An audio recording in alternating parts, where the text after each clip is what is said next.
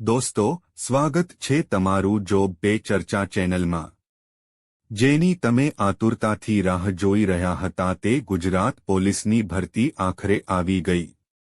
દોસ્તો, અત્યારે જે પોલીસ દળ વર્ગ 3માં પોલીસ સબ ઇન્સ્પેક્ટર અને લોકરક્ષકની જે ભરતી આવી છે તેમાં હવે ઘણા ફેરફારો કરવામાં આવ્યા છે। શું ફેરફારો કરવામાં આવ્યા છે?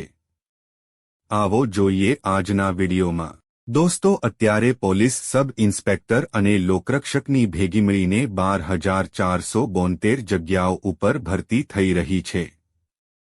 આ કુલ જગ્યાઓમાં PSI ની 472 જગ્યાઓ ઉપર ભરતી થઈ રહી છે, જેમાં પુરુષ ઉમેદવારો માટે 316 જગ્યાઓ તથા મહિલા ઉમેદવારો માટે 156 જગ્યાઓ છે। અહીં આ કુલ જગ્યાઓમાં અનામત કેટેગરીના ઉમેદવારો માટે પણ નિયમાનુસાર અનામત જગ્યાઓ ફાળવવામાં આવી છે। અહીં લોકરક્ષક એટલે કે પોલીસ કોન્સ્ટેબલની કુલ 12,000 જગ્યાઓ ઉપર ભરતી થઈ રહી છે। આ કુલ જગ્યાઓમાં પુરુષ ઉમેદવારોની 8,147 જગ્યાઓ તથા મહિલા ઉમેદવારોની 3,353 જગ્યાઓ ઉપર ભરતી થઈ રહી છે। અહીં હથિયારી બિનહથિયારી પોલીસ કોન્સ્ટેબલ, જેલ સિપાહી તથા SRPF માં ઉમેદવારોની ભરતી થશે, જેની જગ્યાની માહિતી તમે અહીં સ્ક્રીન ઉપર જોઈ શકો છો। હવે દોસ્તો, શૈક્ષણિક લાયકાતમાં PSI ની જગ્યા ઉપર કોઈ પણ શાખામાં સ્નાતકની ડિગ્રી ધરાવતા એટલે કે ગ્રેજ્યુએટ હોય તે ઉમેદવારો અરજી કરી શકે છે। આ માટે ઉમેદવારની વય 21 થી 35 વર્ષ હોવી જરૂરી છે। લોકરક્ષકની જગ્યા ઉપર કોઈપણ પ્રવાહમાં ધોરણ 12 પાસ કરેલ ઉમેદવારો અરજી કરી શકે છે। આ માટે વય મર્યાદા 18 થી 33 વર્ષ જરૂરી છે। દોસ્તો, અહીં ઉપલી વયમાં અનામત કેટેગરીના ઉમેદવારો, મહિલા ઉમેદવારો, એક્સ સર્વિસમેન હોય તેમને સરકારશ્રીના નિયમાનુસાર છૂટછાટ મળવાપાત્ર થશે, જેની માહિતી માટે આપે મૂળ જાહેર ખબર જોવાની રહેશે। હવે શારીરિક ધોરણની માહિતી જોઈએ તો તેમાં પુરુષ ઉમેદવારો માટે ઊંચાઈ 165 સેમી જરૂરી છે। છાતીનું માપ નોર્મલ 79 સેમી તથા ફુલાવા સાથે 84 સેમી જરૂરી છે। મહિલા ઉમેદવારો માટે ઊંચાઈ 155 સેમી જરૂરી છે। અહીં PSI અને લોકરક્ષક બંને માટે આ શારીરિક ધોરણ સમાન જ રહેશે। હવે દોસ્તો, ગુજરાત પોલીસ દળમાં PSI અને લોકરક્ષકની ભરતી પસંદગી પ્રક્રિયા વિશે માહિતી મેળવીએ તો અહીં બંને પોસ્ટમાં સૌપ્રથમ શારીરિક કસોટી અને ત્યારબાદ લેખિત કસોટી લેવામાં આવશે। અહીં શારીરિક કસોટી PSI અને લોકરક્ષક માટે એક જ હશે। જે ઉમેદવાર શારીરિક કસોટીમાં ક્વોલિફાય થશે તે ઉમેદવારે PSI ની અલગ મુખ્ય પરીક્ષા અને લોકરક્ષકની અલગ હેતુલક્ષી પરીક્ષા આપવાની રહેશે। દોસ્તો, આ ભરતીમાં સૌથી મોટો ફેરફાર એ કરવામાં આવ્યો છે કે શારીરિક કસોટીના તમને કોઈ માર્કસ નહીં મળે, તમારે માત્ર શારીરિક કસોટીમાં ક્વોલિફાય થવાનું જ રહેશે। જો ક્વોલિફાય થશો તો આગળના સ્ટેજની પરીક્ષા આપવા તમને મળશે। હવે દોસ્તો, શારીરિક કસોટી જે બંને પોસ્ટ માટે કોમન છે તેમાં જે પુરુષ ઉમેદવારો છે તેમણે 5,000 મીટર એટલે કે 5 કિલોમીટરની દોડ 25 મિનિટની અંદર પૂરી કરવાની રહેશે।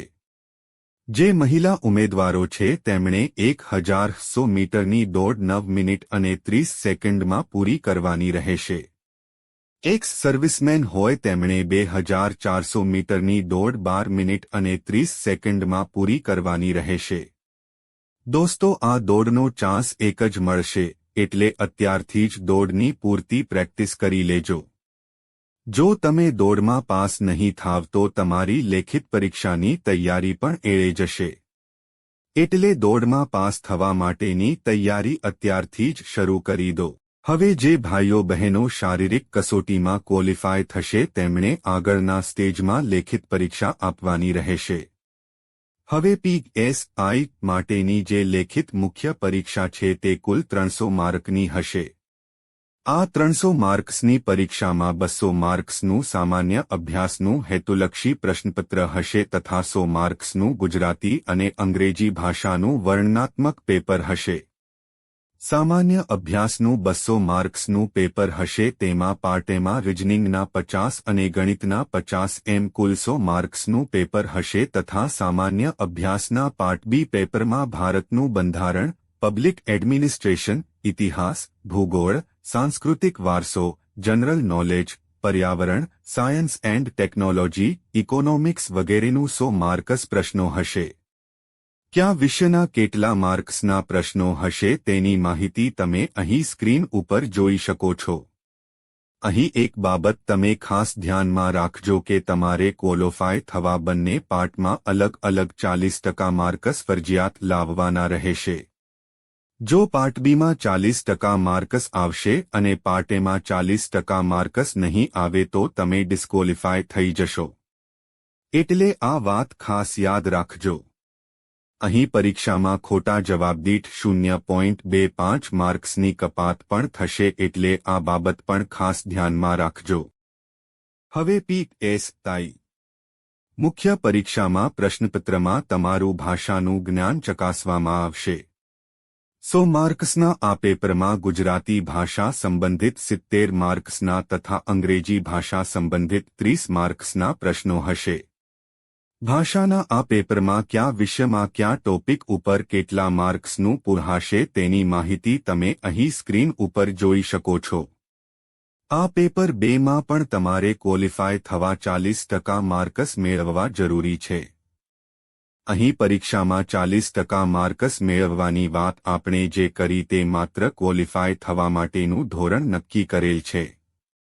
આટલા માર્કસ લાવવાથી તમારું નામ મેરિટમાં આવી જશે તેવું માની ન લેતા. તમારે જો નોકરી મેળવવા માટે મેરિટમાં સ્થાન મેળવવું હોય તો તમારે પરીક્ષામાં જેમ બને તેમ વધુ માર્કસ મેળવવા પડશે.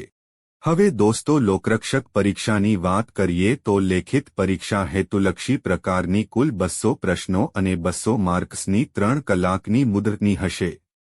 200 માર્કની આ પરીક્ષામાં 2 વિભાગ હશે. વિભાગ એમાં રિઝનિંગના 30 માર્ક્સના, ગણિતના 30 માર્ક્સના અને ગુજરાતી ભાષાના 20 માર્ક્સના એમ કુલ 80 માર્કનો આ વિભાગ હશે. આ વિભાગમાં ક્વોલિફાય થવા 40% માર્કસ મેળવવા જરૂરી છે. પરીક્ષામાં વિભાગ બી છે તેમાં ભારતનું બંધારણના 30 માર્ક્સના, કરંટ અફેર્સ, વિજ્ઞાન અને ટેકનોલોજી તથા જનરલ નોલેજના 40 માર્ક્સના તથા ઇતિહાસ, ભૂગોળ, સાંસ્કૃતિક વારસોના 50 માર્ક્સના એમ કુલ 120 માર્ક્સનો આ વિભાગ હશે. આ વિભાગ બીમાં પણ ક્વોલિફાય થવા 40% માર્કસ મેળવવા જરૂરી છે. અહીં પરીક્ષામાં નેગેટિવ માર્કિંગમાં 0.25 માર્કની કપાત થશે. સાચા જવાબ દીઠ 1 માર્ક મળશે. અહીં પરીક્ષામાં ઈ વિકલ્પ પણ આપેલ હશે. એટલે તમારે જવાબ ન આપવો હોય તો ઈ વિકલ્પ પસંદ કરવાનો રહેશે. એટલે નેગેટિવ માર્ક નહીં કપાય. તો આ બાબત ખાસ ધ્યાનમાં રાખજો. દોસ્તો આ ભરતીમાં છેલ્લે જો તમારી પાસે NCTC સર્ટી અથવા રક્ષા શક્તિ યુનિવર્સિટીનું સર્ટી અથવા ફોરેન્સિક સાયન્સ યુનિવર્સિટીનું સર્ટી અથવા સ્પોર્ટ્સના સર્ટી હશે તો નિયમાનુસાર છેલ્લે મેરિટમાં લાગુ પડતા માર્કસ પણ ઉમેરવામાં આવશે.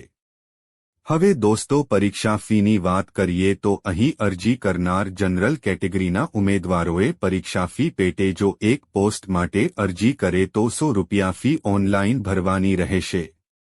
અને જો બંને પોસ્ટ માટે અરજી કરે તો ₹200 ફી ઓનલાઈન ભરવાની રહેશે. અહીં ભરતીમાં તમામ અનામત કેટેગરીના ઉમેદવારો તથા એક્સ સર્વિસમેન હોય તેમણે ઓનલાઈન ફોર્મ ભરતી વખતે કોઈ પણ ફી ભરવાની નહીં રહે. હવે દોસ્તો આ PSI અને લોકરક્ષક ભરતી માટેના ઓનલાઈન ફોર્મ ભરાવવાનું તા 4 એપ્રિલ 2024થી શરૂ થશે તથા આ માટે ઓનલાઈન અરજી કરવાની છેલ્લી તારીખ 30 એપ્રિલ 2024 રાખવામાં આવી છે. દોસ્તો જાહેરાત સમયે તમારે અહીં સ્ક્રીન ઉપર જે ઓજસની વેબસાઇટ આપેલ છે તે વેબસાઇટ ઉપર જઈને ઓનલાઈન ફોર્મ ભરવાનું છે. ફોર્મ બાબતમાં તમારે કંઈ પણ ક્વેરી હોય તો તમે અમને કોમેન્ટમાં જણાવી શકો છો. દોસ્તો, વિશેષ જે કંઈ માહિતી તેમજ ભરતી સંબંધિત રૂલ્સ રેગ્યુલેશનની માહિતી માટે અહીં સ્ક્રીન ઉપર આપેલ LRD ગુજરાતની વેબસાઇટ ઉપર સંપર્ક કરવો. દોસ્તો, આશા છે કે ગુજરાત પોલીસ દળમાં PSI અને લોકરક્ષક એટલે કે પોલીસ કોન્સ્ટેબલ ભરતી સંબંધિત સંપૂર્ણ માહિતી તમને આજના વિડિયોના માધ્યમથી મળી ગઈ હશે. દોસ્તો, જો ચેનલની મુલાકાત પહેલીવાર લઈ રહ્યા હો તો ચેનલને સબસ્ક્રાઇબ જરૂર કરી દેજો. એપિસોડને લાઇક પણ અવશ્ય કરી દેજો. દોસ્તો, ફરી મળી ત્યાં સુધી રજા આપશો. જય હિન્દ, જય ભારત. હંમેશા ખુશ રહો તેવી ઈશ્વરને પ્રાર્થના.